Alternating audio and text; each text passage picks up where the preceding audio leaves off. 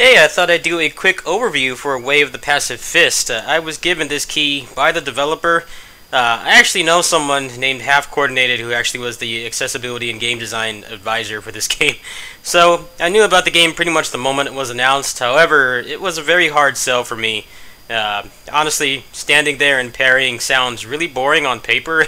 Even in the trailer, it definitely looks very, very boring and not very interactive. But if you actually get your hands on the game and play it, it's actually quite engaging. So I'm going to do a quick overview and then play through the first level.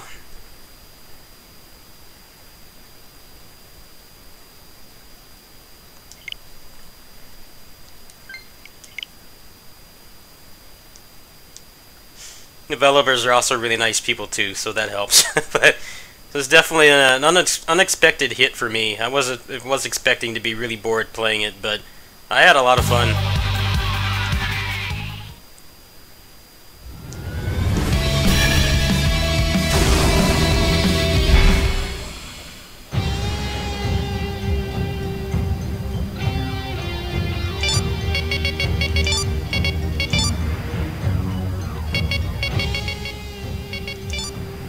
Okay, so the first thing I should mention is that the game has really great accessibility features. Everything from how you control the game, the audio, the video, even like the difficulty itself is actually really highly adjustable. Now for me, I don't really like screen shake. It disorients my eyes. Sometimes I have a hard time telling what's going on. So whenever possible, I usually turn off the screen shake. Well, screen shake in this game, for what it's worth, is not as bad as other games. I've played some games where it looks like the game is like having a literal earthquake and like your monitor is going to fall over. This game never really gets to that point, but obviously there are other people who have accessibility issues with screen shake as well. So you can turn that off. You can like pretty much edit the HUD to your liking. You can even make the game high contrast so that it's easier to see what's going on, but obviously the game is not going to look as great. The game has great pixel art for what it's worth, but if you want to turn this off, you can. You can also turn off the flashing as well. Some people are sensitive to those kinds of things. Audio is pretty standard stuff, nothing really special there. You can also play the game on like the analog sticks or on just the buttons, apparently. I haven't really messed with it. I'm just playing with default, but lots of really nice accessibility things here, especially since this is available on the Switch, and some people might have an easier time playing on one Joy-Con or just with the sticks or the buttons due to various disabilities and things like that. Now, what's also nice is that there's a training mode. This game is very heavy on memorization. It's very much like playing a fighting game where you have like parry or instant block timings that can vastly change your frame advantage or what combos are possible and things like that. So let me go ahead and spawn this guy.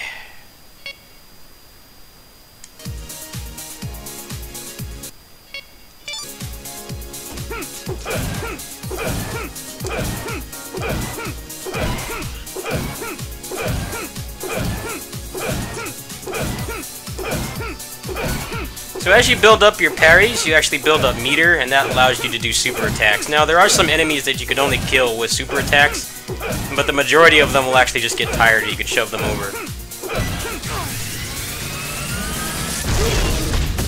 So let's go ahead and spawn another enemy.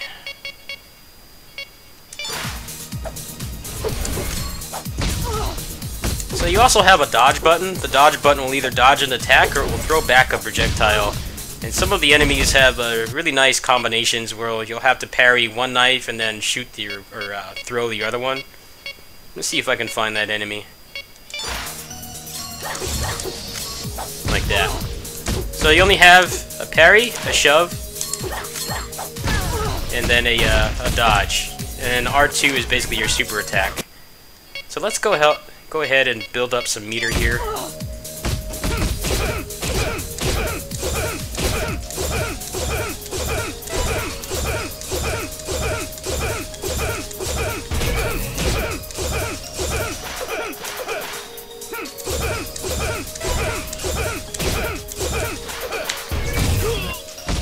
Now, the thing I do dislike about this game, admittedly, is that there's no invincibility frames on the supers. So sometimes it can be really difficult to actually find a place where you can actually land the super.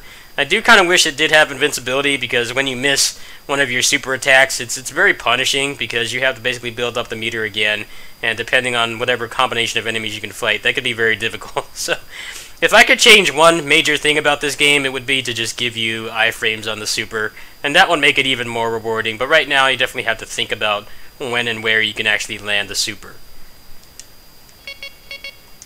So you also have a dash that you unlock later on. There's also a minor, or rather limited progression system. You pretty much just unlock 3 supers and then 2 life upgrades.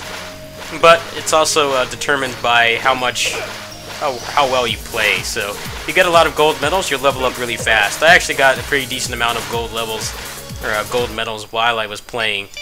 So that actually allowed me to get to level 5, I believe on the second to last level. So let's go ahead and do a full run of the first level. So here is the other major accessibility component of the game. You can actually customize pretty much everything. You can make the enemy attacks weaker, you can make them hit very hard, you can add more enemies or less enemies. You can make it so late parries count towards combos, which would make it really easy to build meter. You can make it so they don't count. You can make it so only perfect parries count. And then this is basically just health and checkpoints. So I basically played the game with this mode here, where I added more checkpoints, because, you know, this isn't a traditional beat 'em up where you can actually just attack things and go faster. The main way that you can go faster is just by playing well and using your super strategically, or risking getting hit and losing your meter and trying to build up to one of the stronger supers. So I just thought, for the sake of pacing, I actually just put this on so that I could actually reset the checkpoints and actually get good at the fights. It actually made me better at the game faster, ironically, even though I could die pretty much on every fight and not lose any progress, because I was actually able to study and learn the enemy's patterns faster. So it's nice that you can actually change things to make them easier or harder, or kind of a combination. So let's go ahead and play with the same difficulty mode I used when I first beat the game.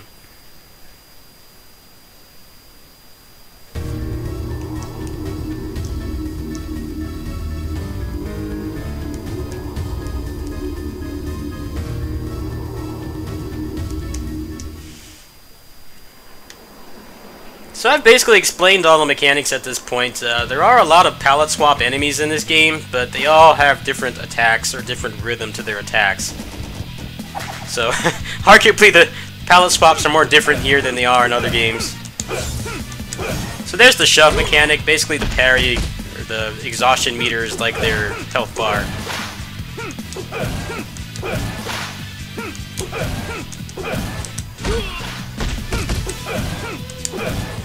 So obviously these are like the most generic mooks in the game, but what they do is they throw them in with the more advanced ones, and you have to really pay attention to what you're doing.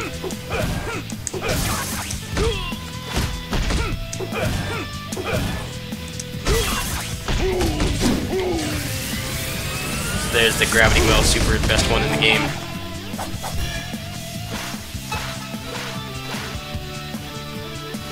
So those little caches over there will give you health.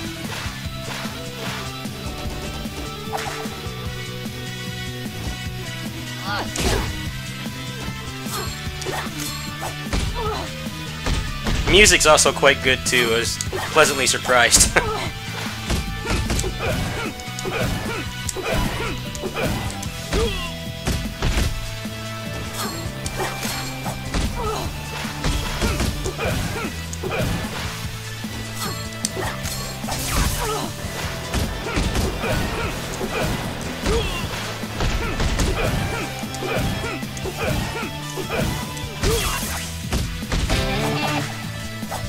So your first super is basically a single target punch. The second one is like a giant grab that will basically damage every enemy on the screen. There actually are some bosses in the game that require you to use that move because you can't approach them normally. And then the third one is basically just a smart bomb attack.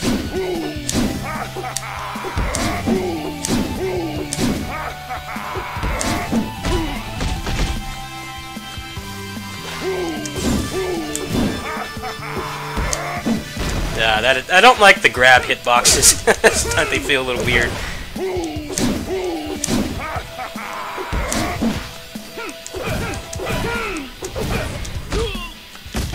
There's the first super attack.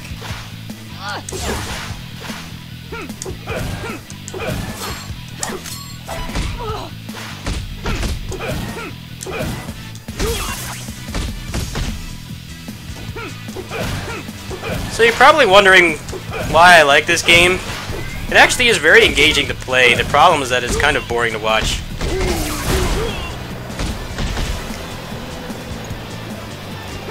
I actually talked to the developers and they mentioned that, you know, games are kind of designed for, you know, the spectator now, more than the player sometimes. This game is actually very engaging to play. You're very rarely waiting for anything to happen. However, when you're watching, it looks like it's a very slow and passive game, but you have to pay attention to everything.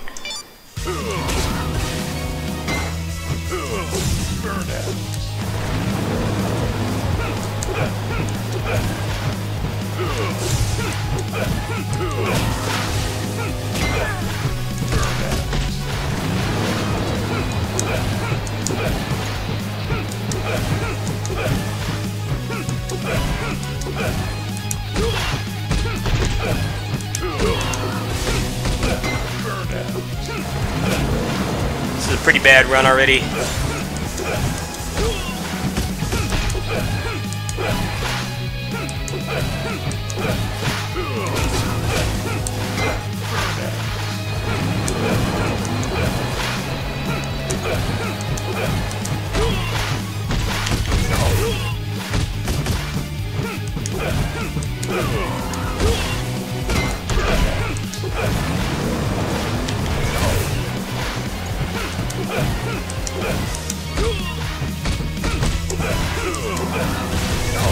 There we go.